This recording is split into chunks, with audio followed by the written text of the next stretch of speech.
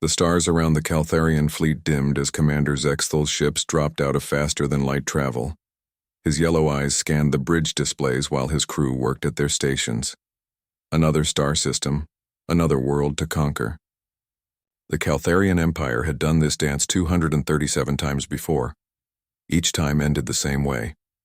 The primitive species would see their ships panic and surrender within hours. Zexthal's claws clicked against his command chair as he waited for the initial scans. His science officer, a thin Caltharian named Veltar, worked quickly at her console. The blue light from her screens reflected off her scaled face as data streamed across the displays. "Commander," Veltar called out, her voice carrying a note of confusion. "The third planet shows signs of intelligent life. Standard carbon-based forms. Population approximately 10 billion. Zexthal nodded. 10 billion was a good number. Not too many to cause problems during the conquest, but enough to provide useful slave labor for the mines. Any signs of space travel? Yes, sir. Primitive chemical rockets. Some orbital structures. Nothing that should concern our fleet."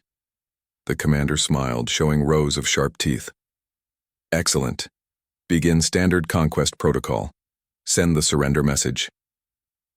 Across the solar system, alarms began screaming at every human outpost. Captain Jake Morrison was drinking coffee in the command center of Liberty Station when the first alerts came through. The hot liquid burned his tongue as he nearly choked on it. "Captain," Lieutenant Amy Parker ran to his station, her face pale. "We've got multiple contacts beyond Neptune, big ones." Jake set down his coffee cup and moved to the main display screen. The radar showed 7 large objects that had appeared out of nowhere. Each one was the size of a small city. "Are we sure these are artificial?" "Yes, sir. They're broadcasting signals on multiple frequencies. Computer analysis suggests they're ships of some kind." Down on Earth, Dr. Lisa Grant was working late in her laboratory at NORAD when her secure phone rang. She picked it up on the second ring, already knowing that this call would change everything. "Dr. Grant, this is General Hayes. We need you at the command center immediately. We have a situation." Lisa dropped her research papers and ran for the elevator. She had spent 15 years preparing for this moment, though she had always hoped it would never come. The elevator seemed to take forever as it descended deep underground to the military command center. When she arrived, the room was buzzing with activity. Dozens of officers worked at computer stations while large screens showed data streams from around the world. General Patricia Hayes, a stern woman with gray hair and sharp eyes, walked over to meet her. "Lisa, we've got company. 7 large ships just appeared in our outer system. They're definitely not ours." Lisa looked at the main screen showing the radar contacts. "How long do we have?" "Unknown. They're maintaining position near Neptune for now." "But Lisa, there's something else. They just sent us a message." The general nodded to a technician who played an audio file. The voice that came through the speakers was clearly not human. It spoke in accented English, but the tone was cold and mechanical. "Primitive inhabitants of the third planet. This is Commander Zexthal of the Caltharian Empire. Your world has been selected for incorporation into our empire. You have 1 standard day to surrender all military forces and prepare your population for processing. Resistance will result in the complete destruction of your species. You will comply." The command center fell silent. Lisa felt her stomach drop. This was exactly what they had feared would happen someday. General Hayes broke the silence. "Lisa, I need you to contact all department heads. Tell them Operation Fortress Earth is now active." Lisa nodded and moved to a secure communication station. She began making calls to people around the world. Scientists, military officers, engineers, and others who had spent decades preparing for this exact moment. Each conversation was brief and used code words that would activate systems hidden across the planet. Back on Liberty Station, Captain Jake Morrison was having his own problems. The alien message had been broadcast to every human outpost in the B solar system. His crew was looking to him for orders, but Jake knew he was way out of his league. "Amy, get me a direct line to Earth Command," he ordered. Lieutenant Parker worked at her station for several minutes before shaking her head. "Sir, I can't get through. All normal communication channels are jammed, but I'm picking up emergency signals from all over the system. Jake moved to the main communication panel and switched to the emergency military frequency. Admiral Frank Torres's voice came through clearly. All units, this is Admiral Torres. As of this moment, Earth is under alien threat. All military personnel are to report to battle stations immediately. Civilian populations are to follow emergency protocols as established under Defense Plan 7. We will not surrender. We will not retreat. Earth Defense Force prepare for war. Commander Zexthul waited patiently for the human response. In his experience, most species took several hours to accept their fate. The primitive creatures would argue among themselves, maybe fire a few harmless weapons and then give up when they realized how hopeless their situation was. His communication officer, a young Caltharian named Kexval, turned from his station with a confused expression. "Commander, we're receiving a response from the planet." "Already?" "Most species take at least 6 hours to compose their surrender." "Play it." The voice that came through the ship's speakers was calm and steady. Zexthul could hear no fear in it, which surprised him. "Unknown vessels, this is Admiral Frank Torres, Supreme Commander of Earth's United Defense Forces. You have entered restricted space around a sovereign world. State your intentions and withdraw immediately, or you will be considered hostile and dealt with accordingly. You have been warned." Zexthul stared at the communication panel in disbelief. In 237 conquests, no species had ever responded with a threat of their own. Most begged for mercy or tried to negotiate. These humans were actually challenging the Caltharian Empire. "Sir," Veltar called from her science station, "I'm detecting unusual activity from the planet. Energy readings are spiking across all continents." Zexthul moved to look at her displays. The energy patterns were unlike anything he had seen before. It looked like the entire planet was coming alive. What could cause readings like this? "Don't know, sir, but whatever they're doing down there, it's big." Commander Zexthul paced across his bridge, his claws clicking on the metal floor. The energy readings from the human planet had been climbing for 6 hours straight. Whatever the primitive species was doing, it was happening fast. "Veltar, I want deep scans of that planet. Use everything we have." His science officer worked at her console, adjusting sensors and running detailed analysis programs. The data that came back made her pause and run the scans again. "Commander, these readings cannot be correct." "What do you mean?" Veltar turned from her station, her scaled face showing confusion. "Sir, according to our sensors, the entire planet appears to be fortified. Every continent shows massive underground structures. The orbital space around the planet has over 3,000 artificial objects, and most of them are armed." Zexthul moved to her station and looked at the displays himself. The images showed a world unlike any he had ever seen. Cities that looked normal from above revealed themselves to have vast underground complexes. Mountain ranges hid weapons, installations. Even the planet's single moon showed signs of heavy modification. "This has to be a sensor error. Run full diagnostics." While his crew worked to verify their readings, Major Ryan Clark was having the busiest day of his military career. Luna Base Prime, humanity's largest military installation on the moon, was transforming before his eyes. "Sergeant Williams, what's the status on the surface batteries?" Sergeant Kate Williams checked her tablet and looked up at her commanding officer. "Sir, all primary weapons are online. Secondary systems are at 80%. The big guns will be ready to fire in 2 hours." Ryan nodded and moved to the main command center. Through the reinforced windows, he could see the lunar surface changing. Panels that had looked like simple solar collectors were folding back to reveal massive artillery pieces. Rocky outcroppings were sliding apart to show missile launchers. The entire visible surface of the moon was becoming a weapons platform. "Corporal," Steve Johnson ran up to Ryan with a communication tablet. "Major, we're getting reports from all lunar installations. Every base is reporting full activation. The Farside installations are online too." Ryan looked at the reports streaming in. Humanity had been building on the moon for 60 years, but most people on Earth had no idea what they were really building. What looked like mining operations and research stations were actually the largest military complex ever constructed. Back on Earth, Dr. Lisa Grant stood in the main command center watching screens that showed similar transformations happening across the planet. In New York, the Empire State Building's top floors were folding back to reveal radar and communication arrays. In London, Hyde Park was opening up to show hidden missile silos. In Tokyo, entire city blocks were sliding apart to reveal defensive positions. "How long have we been preparing for this?" asked a young officer who had just been brought into the operation. General Patricia Hayes answered without taking her eyes off the main display.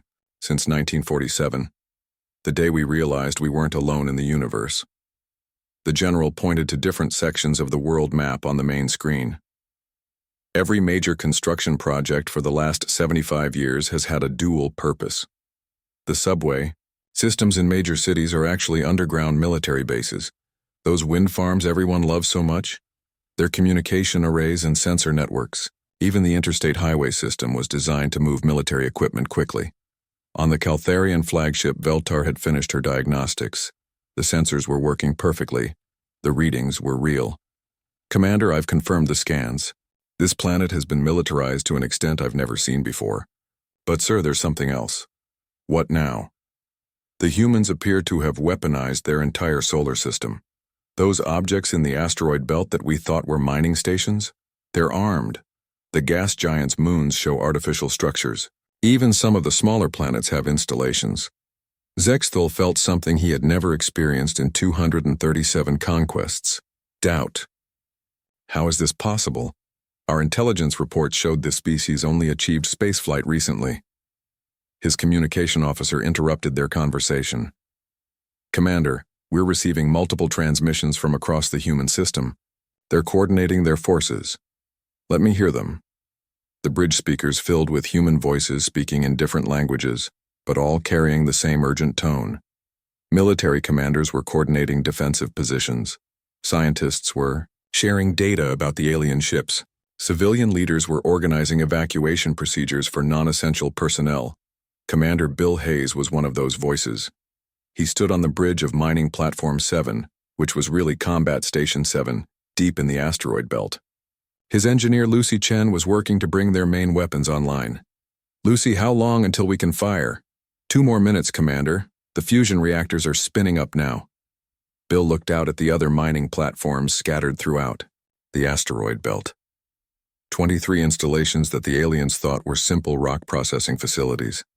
In reality, they were the first line of defense for the inner solar system, each one capable of destroying ships much larger than themselves. Captain Jake Morrison received new orders from Earth Command while he watched the alien fleet through Liberty Station's telescopes. The 7 enemy ships were still holding position near Neptune, but long-range sensors showed they were preparing to move. "Amy, what's our status?"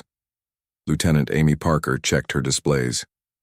"All defense platforms are online. The orbital forts are reporting ready status. And Jake, you need to see this." She showed him a tactical display of Earth's orbital space. What had looked like a few dozen space stations and satellite arrays now showed as a network of over 3,000 defensive installations.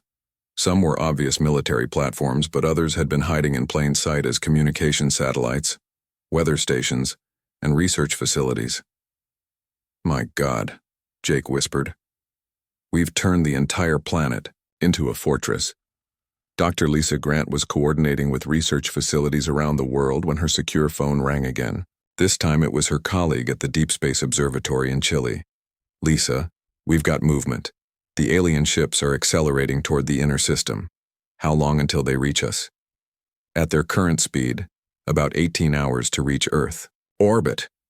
Lisa looked around the command center at the hundreds of people working to coordinate humanity's defense.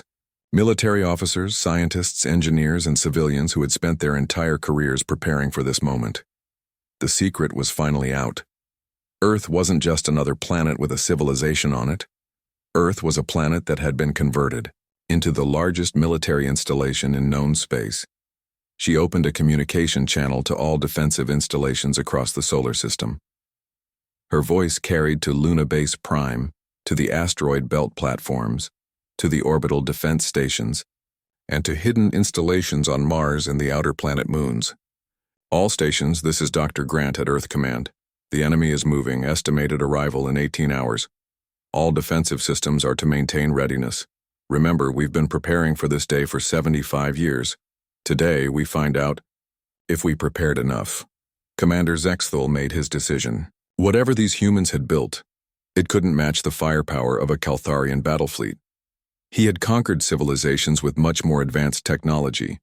These primitives might have some surprises, but they were still just one planet, against the might of an empire. All ships, advance to attack formation. We will show these humans the price of defying the Caltharian Empire. As his fleet began moving toward Earth, Zexthul had no idea that he was about to discover the difference between a civilization that happened to have weapons and a civilization that had been designed from the ground up to be a weapon. Admiral Frank Torres stood in the deep command bunker beneath the Rocky Mountains, his eyes fixed on the massive display screen that showed the entire solar system. The 7 alien ships were moving steadily toward Earth, and in 12 hours, they would cross the asteroid belt. He picked up the red phone that connected him to every military installation in human space. This is Admiral Torres. Operation Fortress Earth is now fully active. All units prepare for combat. This is not a drill. Across the planet, things that had been hidden for decades began to reveal themselves. In downtown Chicago, Tony Rodriguez was closing his auto repair shop when the ground beneath his feet started to vibrate. He looked out his window and watched as the building across the street began to change.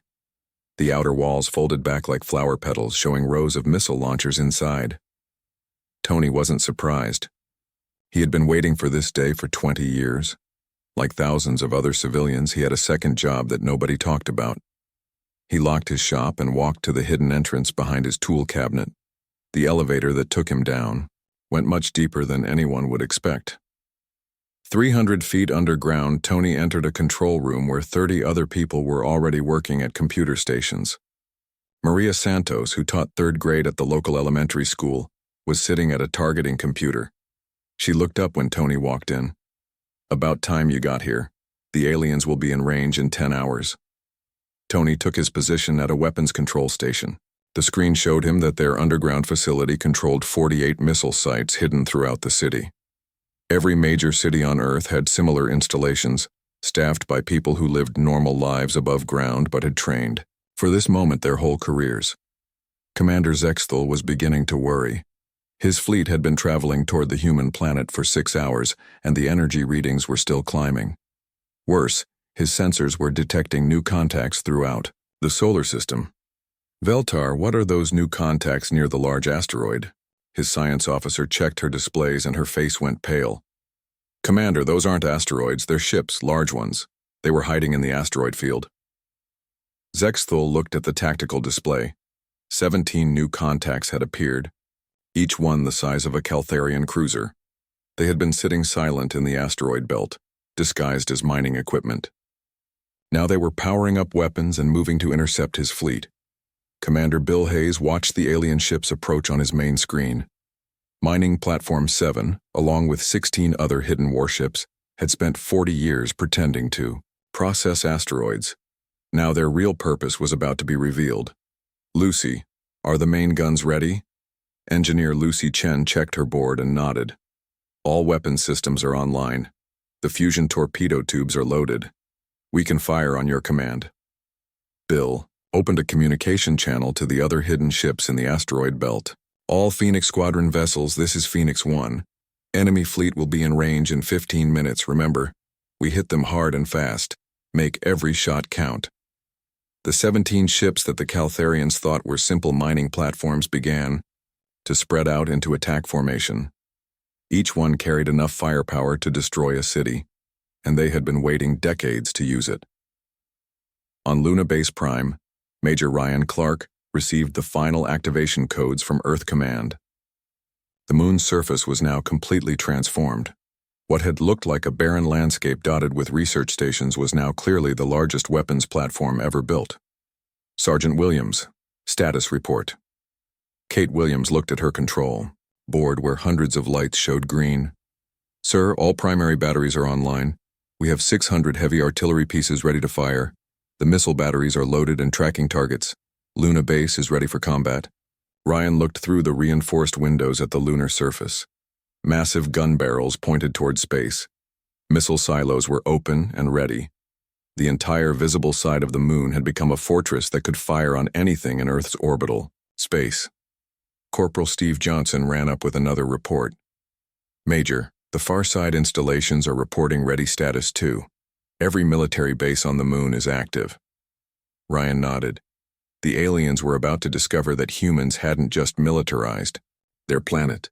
They had turned their moon into the largest artillery platform in the solar system. Back on Earth, Dr. Lisa Grant was coordinating the activation of systems that most humans didn't know existed. In the Amazon rainforest, trees were sliding aside to reveal radar installations. In the Sahara Desert, sand dunes were opening up to show missile silos.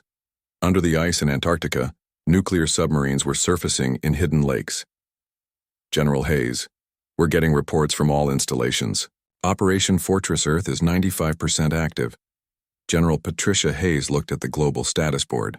Green lights were appearing all over the world as hidden military installations came online. What about the civilian populations? All major cities have activated their underground defense networks. The civilian volunteers are at their stations. Everyone knows what to do, the general smiled grimly. For 75 years, humanity had been preparing for this exact scenario. Every construction project, every mining operation, every space mission had been designed with one goal in mind: turning Earth into a planet that could defend itself against any threat. Captain Jake Morrison was watching the approaching alien fleet from Liberty Station when something amazing happened. The space around Earth began to fill with new contacts. Satellites that had seemed harmless were revealing weapon systems. Space stations were launching fighters. Cargo haulers were dropping their disguises to show they were actually warships. Amy, how many defensive platforms do we actually have? Lieutenant, Amy Parker checked her updated tactical display and shook her head in amazement. Jake, there are over 5,000 armed installations in Earth orbit. Some of them are obvious military stations, but most were hiding as civilian infrastructure. Jake looked at the screen showing Earth surrounded by a shell of defensive installations. Communication satellites, weather stations, research platforms, even some commercial facilities had been secretly armed and waiting for this moment.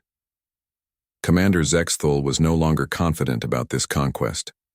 His 7 ships were facing an entire solar system that had been converted into a weapons platform. The asteroid belt was full of disguised warships.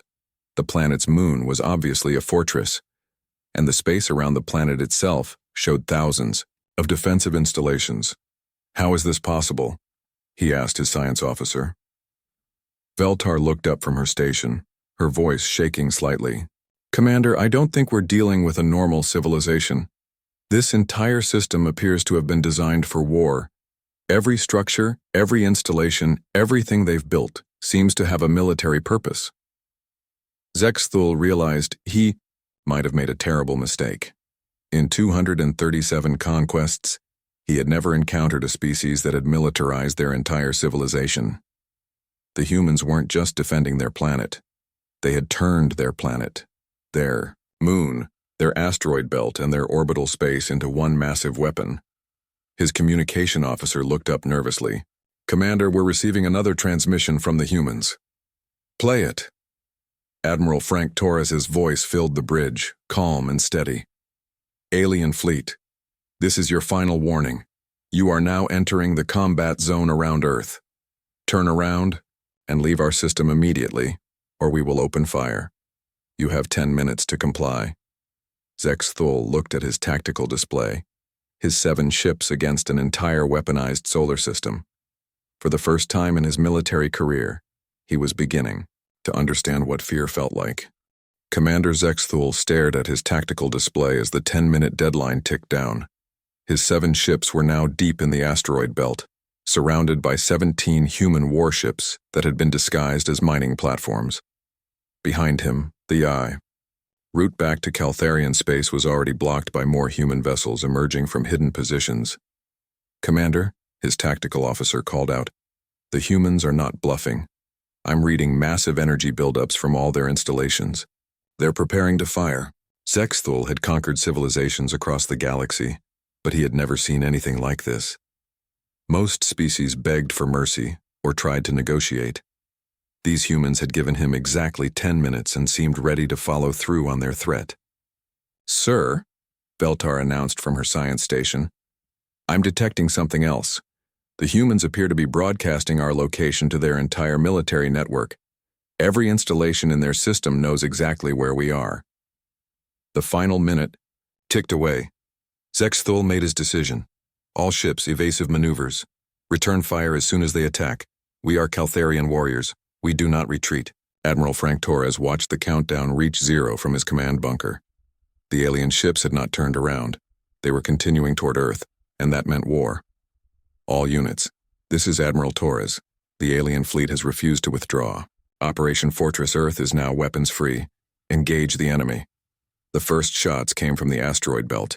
Commander Bill Hayes and his disguised fleet opened fire on the Caltharian ships from 3 different directions. Fusion torpedoes and particle beams lit up the darkness of space as 40 years of hidden preparation finally revealed itself. "Direct hit on the lead alien ship," Lucy Chen reported from her engineering station. "Their shields are down to 60%. Bill watched his tactical display as the other human ships pressed their attack. The Caltharians were good fighters, but they had been caught completely off guard. They had expected to face a few primitive defense platforms, not a coordinated ambush by heavily armed warships. Commander Zexthul felt his ship shake as human weapons pounded his shields. The bridge lights flickered as power systems struggled to maintain defensive screens under the concentrated fire. "Return fire. All weapons target the closest human ship." His fleet began fighting back, but the humans had positioned themselves perfectly. Every time the Caltharians tried to focus on one target, they were hit from a different direction. The human ships moved with precision, using the asteroids for cover while maintaining their attack formation. "Commander," his tactical officer reported, "we're losing this battle. The humans have us surrounded and outnumbered." Zexthul gritted his teeth. "Then we push through to their planet. Once we reach orbit, we can bombard their cities. Order all ships to break through their line." The 7 Caltharian vessels accelerated toward the inner system, fighting their way past the human ambush. They took heavy damage, but their superior shields and armor allowed them to survive the encounter. As they cleared the asteroid belt, Zexthul thought the worst was over. He was wrong.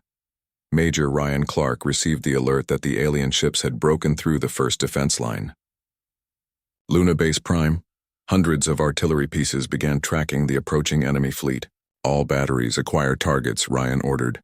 "Range is 1,200 kilometers and closing." Sergeant Kate Williams watched her targeting screen as the alien ships came into range. The moon's surface was covered with weapons that had been disguised as mining equipment and research stations for decades. Now they were about to show what they could really do. "Target acquired.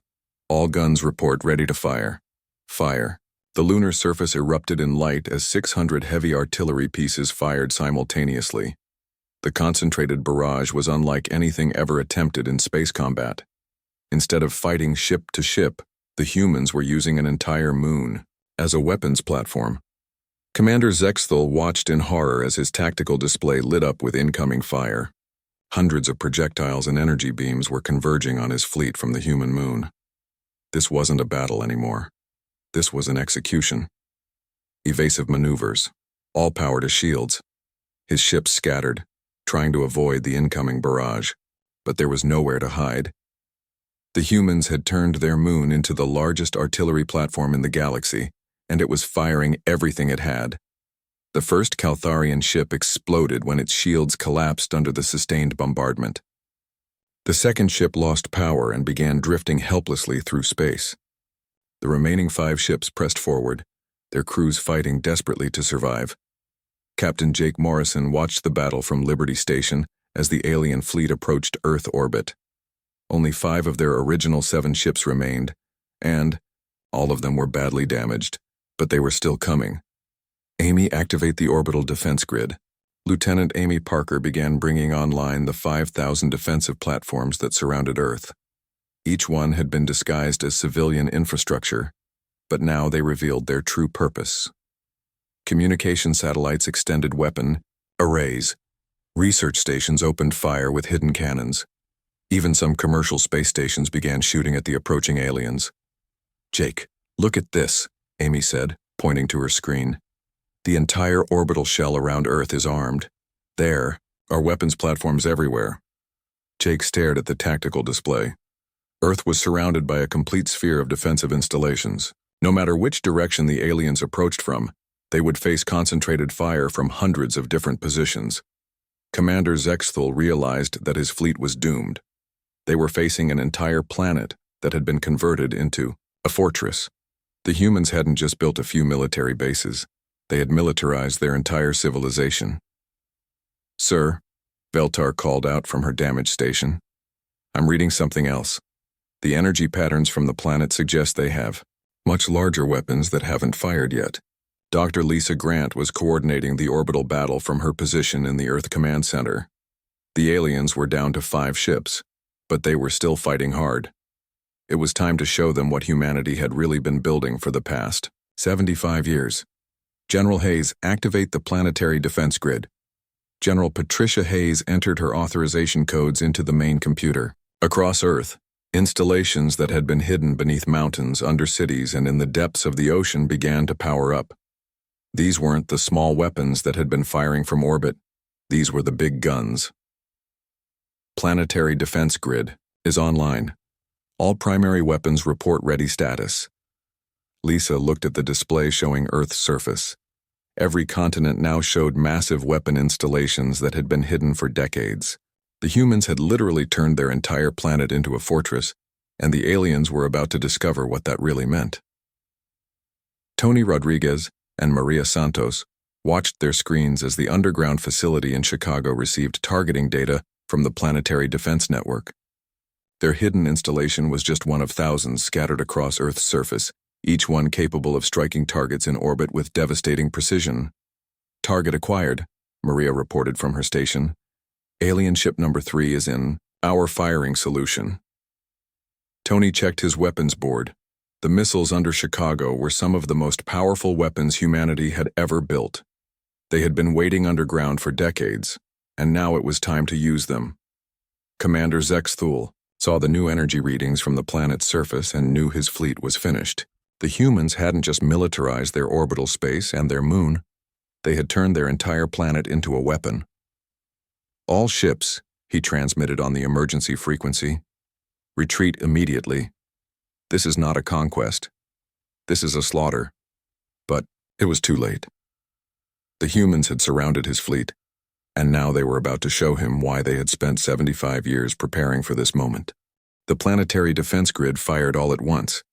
From every continent on Earth, massive weapons that had been hidden for decades launched their attacks toward the alien fleet. The combined firepower was beyond anything the Caltharians had ever imagined possible. Commander Zexthul watched his tactical display as his remaining ships were torn apart. The humans weren't just defending their planet. They were demonstrating military power that matched anything the Caltharian Empire could field. His flagship shook violently as multiple hits penetrated his failing shields. "All hands, abandon ship," he ordered as his bridge began to fill with smoke. "Send an emergency signal to the Empire. Tell them what we found here." But his communication officer was already dead, and the ship's transmitters had been destroyed minutes ago. No warning would reach Caltharian space. The Empire would never know what had happened to Scout Fleet 7. The last Caltharian ship exploded in a brilliant flash of light. The battle was over in less than 2 hours. Admiral Frank Torres stood in the command center, watching as the debris from the alien fleet drifted through space. The first test of Operation Fortress Earth was complete, and humanity had passed with overwhelming success. "Status report," he called out to his staff. "All alien vessels destroyed," reported his tactical officer. "We have some minor damage to 3 orbital platforms, but no human casualties. The enemy never even reached Earth's upper atmosphere." Frankie nodded, but he knew this was just the beginning. The aliens had mentioned an empire. 7 ships were probably just a scouting force. More would come, and they would be ready for what they found. "Dr. Grant, begin salvage operations on the alien wreckage. I want our science teams to learn everything they can about their technology." Dr. Lisa Grant was already coordinating recovery efforts. Within hours, human ships were collecting pieces of Caltharian technology from across the solar system. The aliens had made a critical mistake. Not only had they failed to conquer Earth, but they had given humanity access to their advanced science. Captain Jake Morrison led the first salvage team to the alien flagship. The ship was heavily damaged but still intact enough to provide valuable intelligence. Lieutenant Amy Parker accompanied him as they explored the alien vessel. "Jake, look at this," Amy called from the ship's bridge. "Their computer systems are still partially functional." Jake examined the alien displays. Even damaged, the technology was clearly more advanced than anything humanity currently possessed. But that was about to change. "Download everything you can. Our scientists will want to study this." Back on Luna Base Prime, Major Ryan Clark was coordinating with Earth Command about the next phase of operations. The immediate threat was over, but the battle had revealed something important. Humanity's defensive strategy had worked perfectly, but now they needed to think about offense. "Sergeant Williams, what's our damage assessment?" Kate Williams checked her reports from across the lunar surface. "Sir, minimal damage. We fired over 12,000 rounds and barely depleted our ammunition stores. The base is ready for another engagement." Ryan looked out at the lunar landscape, now clearly revealed as the massive weapons platform it had always been. The aliens had never gotten close enough to threaten Earth itself. The layered defenses had stopped them in deep space. "Corporal," Steve Johnson approached with an interesting report. "Major, we're picking up something from the alien wreckage. It looks like one of their crew survived." Commander Zexthal had been rescued from his ship's escape pod by a human patrol vessel.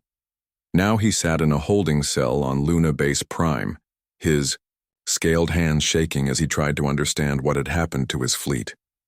The humans had destroyed 7 Caltharian warships without losing a single vessel of their own. It wasn't just a military defeat. It was a demonstration that everything the Caltharian Empire believed about warfare was wrong. A human officer entered his cell. Major Ryan Clark sat across from the alien commander and activated a translation device. "I am Major Clark of the Earth Defense Force. You attacked our system unprovoked. We defended ourselves. Now we need to talk." Zexthal looked at the human officer. Despite having just won a crushing victory, the man showed no arrogance or cruelty. He was calm and professional, which somehow made him more frightening than any torture would have been. "You don't understand what you've done," Zexthal said. "When the Empire learns what happened here, they will send everything they have. Hundreds of ships, thousands of soldiers." Ryan leaned back in his chair. "How many worlds has your empire conquered?" 237. "And how many of those worlds fought back?" Zexthal paused. "None.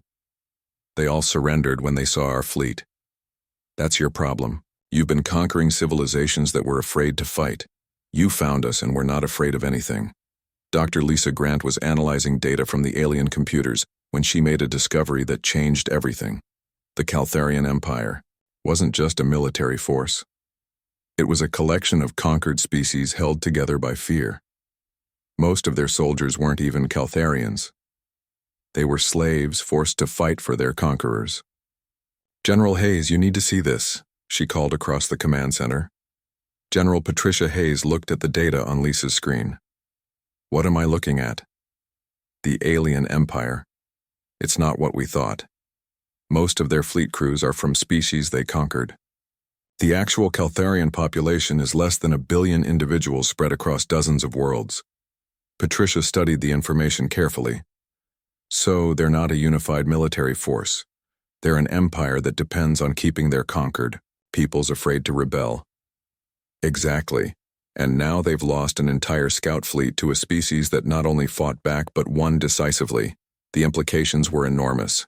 The Caltharian Empire ruled through intimidation, but their defeat at Earth would prove that they could be beaten. Word would spread to the conquered worlds, and the Empire might face rebellions across the galaxy." Admiral Frank Torres was thinking along the same lines when he called his senior staff together for a strategy meeting. The alien threat hadn't ended with the destruction of the scout fleet. In fact, it had probably just begun. "Ladies and gentlemen, we've won the first battle, but this war is far from over. The aliens will be back. probably in much larger numbers. We need to be ready. Dr. Lisa Grant spoke up from her position at the conference table. Admiral, I've been analyzing their technology. With what we've learned from the wreckage, we can improve our own systems significantly. Give us 6 months, and we can upgrade every weapon platform in the solar system. That's good, but it's not enough, Frank replied. We can't just sit here and wait for them to come back. We need to take the fight to them. Captain Jake Morrison leaned forward. Sir, are you suggesting we go on the offensive? I'm saying we have an opportunity here. This empire rules by fear, and we just proved they can be beaten. If we can reach some of their conquered worlds, we might be able to start rebellions that will tear their empire apart. The room fell silent as everyone considered the implications. For 75 years, humanity had focused entirely on defense. Now they were talking about becoming the aggressors in an interstellar war. General Patricia Hayes was the first to speak. Admiral, our entire military doctrine has been based on defending Earth.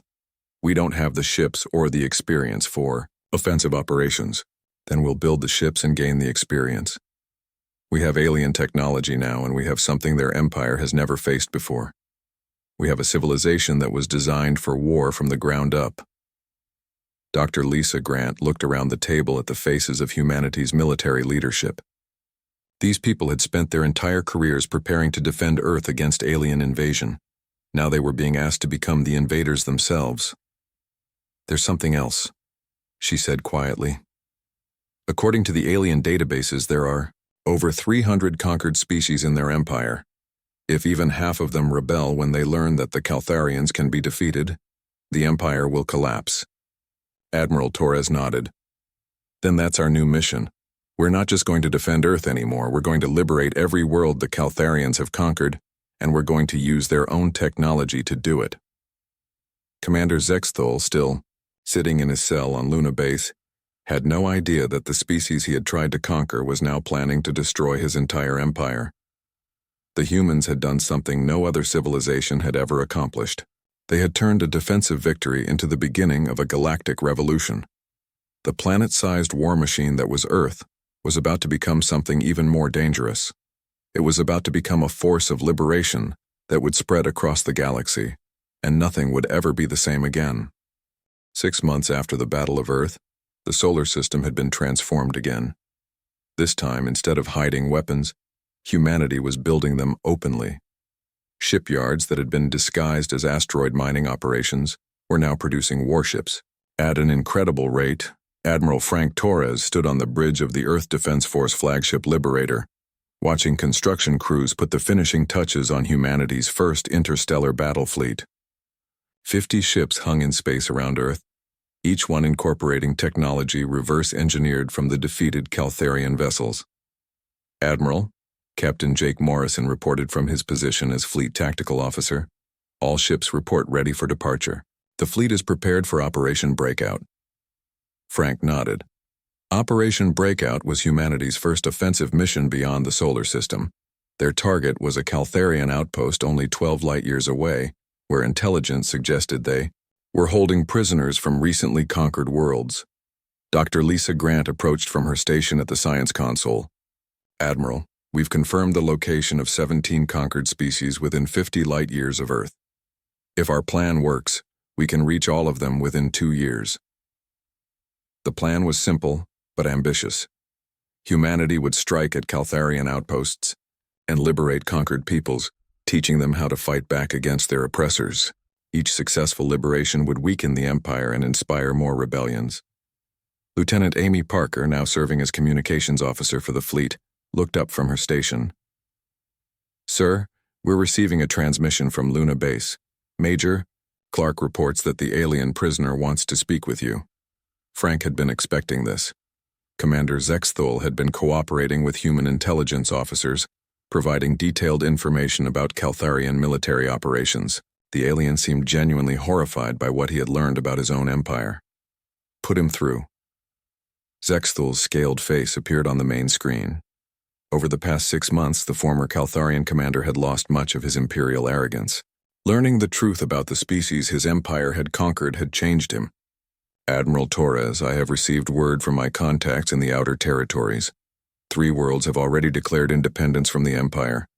The news of your victory has spread faster than the Empire can contain it." Frank smiled. This was exactly what they had hoped for. Fear had held the Caltharian Empire together, and humanity's victory had broken that fear. What about Caltharian military response? They are in chaos. The High Command cannot understand how a single planet defeated an entire fleet. Some commanders are refusing to engage human forces. Others are demanding massive reinforcements before approaching your territory.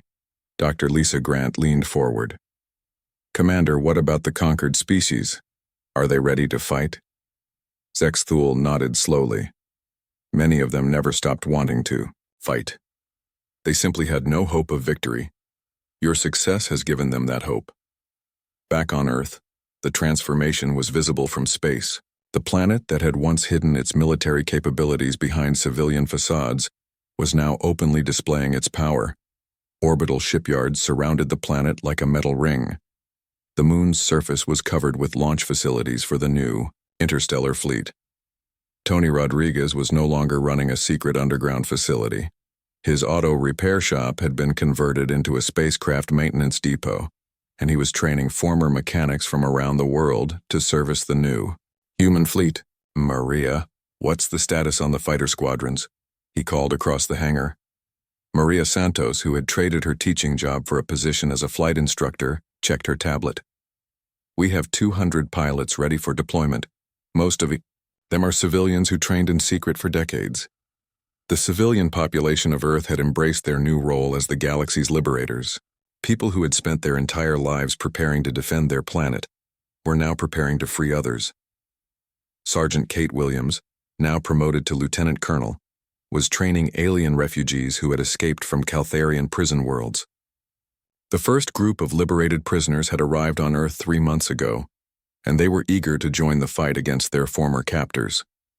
"Colonel Williams," one of the alien trainees called out, "when will we be ready to return to our homeworld?" Kate looked at the group of former prisoners. They came from 6 different species, but they all shared the same determination to free. They're people from Caltharian rule.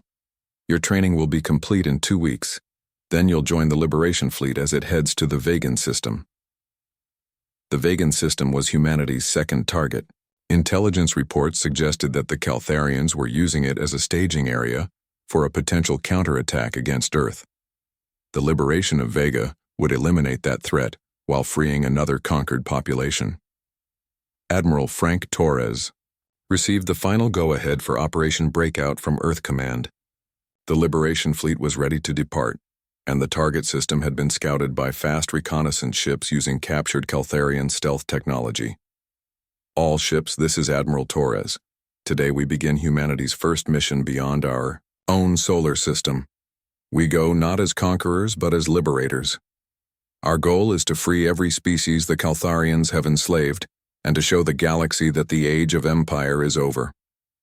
The 50 ships of the Liberation Fleet activated their faster-than-light drives and disappeared into the void. For the first time in human history, Earth's military forces were carrying the fight to an alien enemy on their own territory.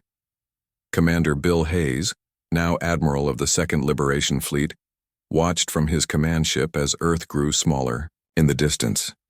His fleet would follow a different route, targeting Caltharian supply lines and communication networks. "Lucy, are you ready to show these aliens what human engineering can do?" Engineer Lucy Chen, now his chief technical officer, smiled as she checked her displays. "Bill, these ships are twice as fast as anything the Caltharians have, and our weapons are 50% more powerful. They're going to be very surprised." The human fleets had been designed using the best of both civilizations' technology. Caltharian faster-than-light drives combined with human weapon systems and tactics created vessels unlike anything the galaxy had ever seen. Dr. Lisa Grant remained on Earth to coordinate intelligence operations across the expanding theater of war. Her analysis of Caltharian databases had identified the key weaknesses in their empire, and she was now working to exploit every one of them. "General Hayes, we're receiving reports from our deep space listening posts. Caltharian military communications are showing signs of panic. Several frontier commanders are requesting permission to withdraw their forces to core territories." General Patricia Hayes studied the intelligence reports. So they're abandoning the outer regions? It looks that way. They're pulling back to defend their most important worlds, which means they're abandoning dozens of conquered species. This was exactly what humanity had hoped for. The Caltharian Empire was collapsing not because of military defeats, but because their strategy of ruling through fear was failing. Once their subjects realized the Empire could be beaten, the whole structure began to crumble.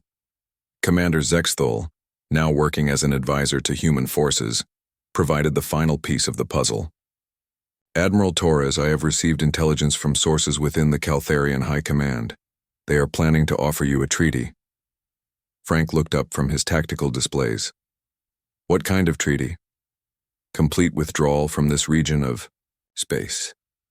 They want to establish a neutral zone between human territory and the core Caltharian worlds. Frank smiled. 6 months ago, the Caltharian Empire had seen Earth as a primitive world ripe for conquest. Now they were offering to abandon half their territory just to avoid fighting humanity. Send them our response. We don't want their territory. We want the freedom of every species they've conquered. Until every slave world is liberated, there will be no peace. The transformation was complete. The planet-sized war machine that had defended Earth against invasion had become something even more powerful. It had become a force that would reshape the entire galaxy. Across space, liberation fleets carrying human technology and human determination were bringing freedom to worlds that had known only slavery for generations. The Caltharian Empire, built on fear and conquest, was discovering what happened when they faced a species that had spent 10,000 years learning how to fight. The galaxy would never be the same. Earth had awakened, and it was not just a planet anymore. It was the center of a revolution that would spread to every corner of space, carried by humans who had turned their greatest weakness into their greatest strength. The Age of Empire was ending. The Age of Liberation had begun. And it all started because one empire made the mistake of thinking they had found an easy target, only to discover they had activated the most dangerous war machine the galaxy had ever seen.